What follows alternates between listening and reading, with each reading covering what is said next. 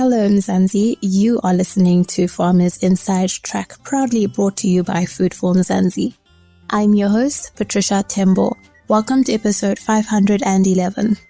So today we're looking at free water, also known as gravitational water, and what it means for you as a crop producer.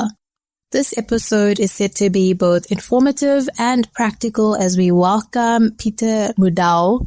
He is an experienced soil scientist who works extensively with farmers. If waterlogging is something that you are concerned about, this is definitely the episode for you.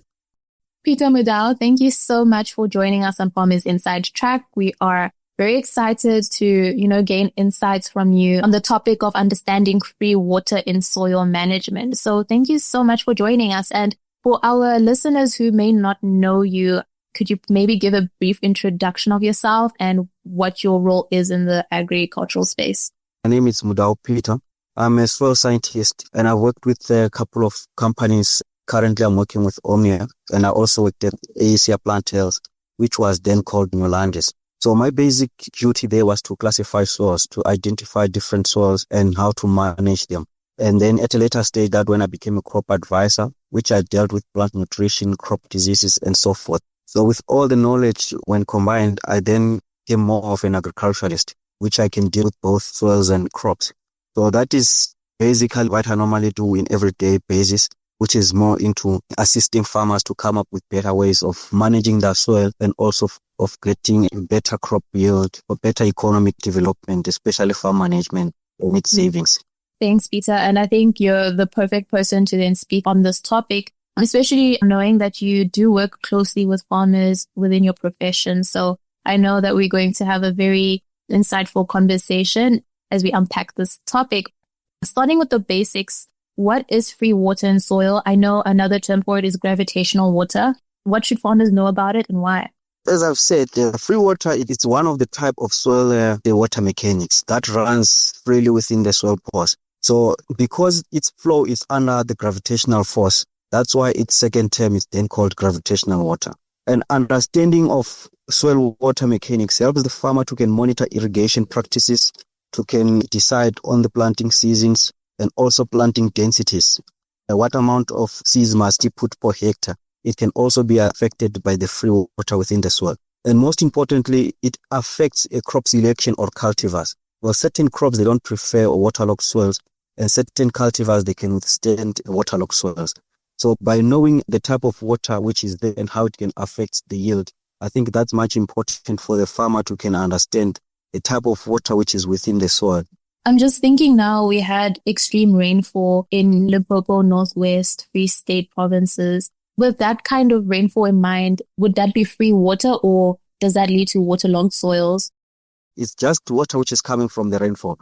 So once it gets into the soil, it then becomes affected by soil properties. So you do have a rainfall, but that water is not available in the soil solution. It's not available for plant uptake. It then becomes hygroscopic water. But if it has enough oxygen in plants root, they can take it, then becomes capillary water. The one which will be running freely within the soil pores and will be running all over the surface, that is free water, or we can call it gravitational water. It can cause waterlogging and it can have an impact on yield because it will be the amount of water will be running throughout the surface that can easily be seen but with bare eyes. And looking at the soil types, which types of soil are more prone to the free water in terms of the water that's hygroscopic? I think you said that is the water that is not available for absorption. What kind of soils are prone to that? We have different types of soil horizons, and those soil horizons, they exist based on morphological or pedological processes which are happening in the soil. So if you find that the type of soil which is formed there, it is formed from lateral flow of water, which is existing frequently, then it becomes a very leached soil. And obviously, it's a type of soil that you can find, we call it an albic horizon. Sometimes they can be blue or green. That's why we know the soil is clay. It becomes clay when it has some motors. When it has motors, but it's on the soil texture, or I can say on the soil structure, then we call it a plinthic. So those type of horizons are the horizons which are related to, which are prone to gravitational water, or I can say they are prone to free water. So among the type of soils that we deal with in the South African classification system, You can find soils like Iswepe, Cartreef, Avalon, Westlake, Catsprat, and so forth. So once you hear such a name, then you know that that type of soil, it's prone to gravitational water. Just having an excess water or excessive rainfall in those kind of soil, there's high possibility that the area will have gravitational water or will have free water running on the surface. Maybe if you could speak more on the regions that have the soils that are prone to free water in South Africa. Are there specific regions that should be more aware of this?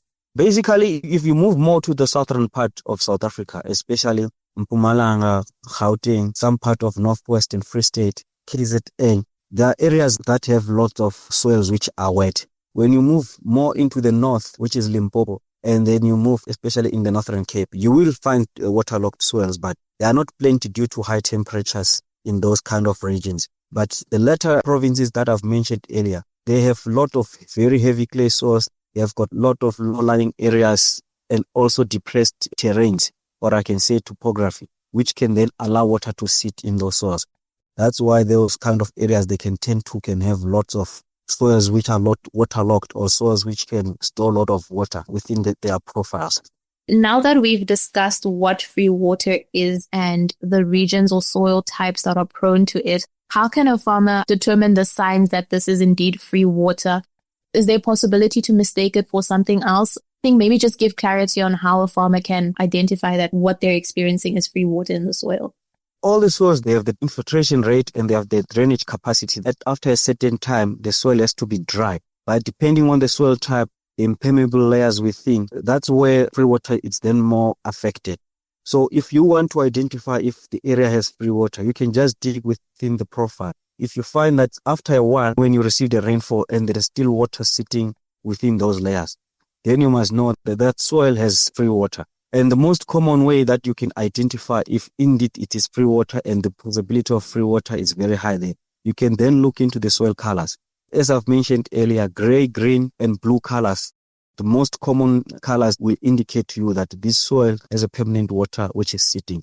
And also if you find those plinthic horizons, the chances of you to find a free water, they are high. But you have to dig the profile and then you have to have that water in your hand. The moment you touch that soil, your hand is going to be watering. It shows that there is a free water which is lying within the profile. You mentioned two terms, it'd be good for you to unpack: drainage capacity and infiltration rate, for our farmers who may not fully understand what those terms means. And maybe if you can speak a little bit more about how farmers can determine drainage capacity and infiltration rates on their farm. In terms of drainage capacity, it is tested by instrument. Some guys, they can use the instrument who can test how quick the soil can drain the water out of the profile. Another term that they can use is hydraulic conductivity. That is another term that people, they sometimes interchange it to drainage capacity. So it is the ability of the soil to can drain water out of the profile. And then the infiltration rate is the time at which the water moves within the profile. So some soils, they are very coarse in texture and their infiltration rate is high. It means they can easily leach water out of the profile due to their texture. I think that clears it up quite well. Touching on you mentioning that there is a tool that farmers can use to determine the drainage capacity, can you maybe speak more on what technologies are available for farmers to use to determine it, or if that's something they have to contact a soil scientist for? When coming to instruments which can be used to do the drainage capacities and to do anything which is related to soil, the guys in hydrology, they have better instruments that they can assist with that. So mostly in agriculture, me as a soil scientist, I always prefer farmers to use a tensiometer, because a tensiometer can easily tell if the soil has moisture or doesn't have moisture. And then the guy, does he have to irrigate or doesn't have to irrigate?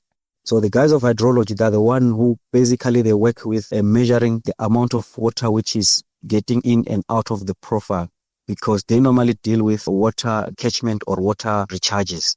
For our farmers listening, this is an article that will go out on Food for Mzansi's page where you can gather the terms, because I know Mudau just now spoke of the tensiometer. So more information will definitely be available on Food for Mzansi. But once a farmer has discovered or identified that they have free water, what conditions should they be concerned about? What is the big issue of having free water in the soil? When you're starting to have a lot of free water in the soil, the farmer definitely have to be very, very much concerned, especially if he's growing crops in waterlogged soils and areas which they sometimes tend to have very heavy rainfall patterns, because what's going to happen is that if those crops, they cannot withstand excess water, they are going to have stunted growth, and there will be a lot of fungal and bacterial attacks in those crops. It then becomes very difficult to can cultivate that land or to can work it, because the soil already is wet, and if a tractor or something has to work on it, it's going to be very, very difficult. So the farmer, he knows that he has soils that they have the possibility of having excess water. The farmer definitely has to be very much concerned. If need be, he must come up with strategies to can mitigate that excess water. Yeah, I'm thinking that a fungal bacteria attack will obviously affect the crop yield, which will direct affect the farmer's income. So it's something for farmers to be quite aware of. Are there any situations, maybe in your experience, that farmers can benefit from having free water in the soil? Or maybe even if there are any certain crops that do better in free water than others? Free water is not really a bad water system. It's just that most crops, they suffocate under excess water.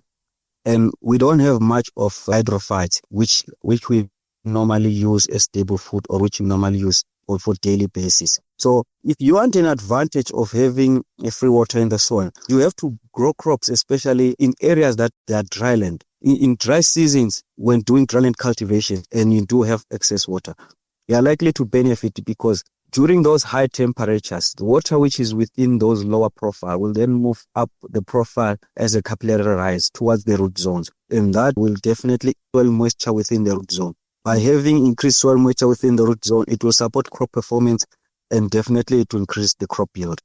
Yeah, I think it's quite interesting that you mentioned having free soil is not necessarily a negative thing. Coming off of that, what are the long-term management strategies, for managing free water in the soil that you can recommend to farmers, especially for those who are more prone to having free water? How can they utilize it to their advantage?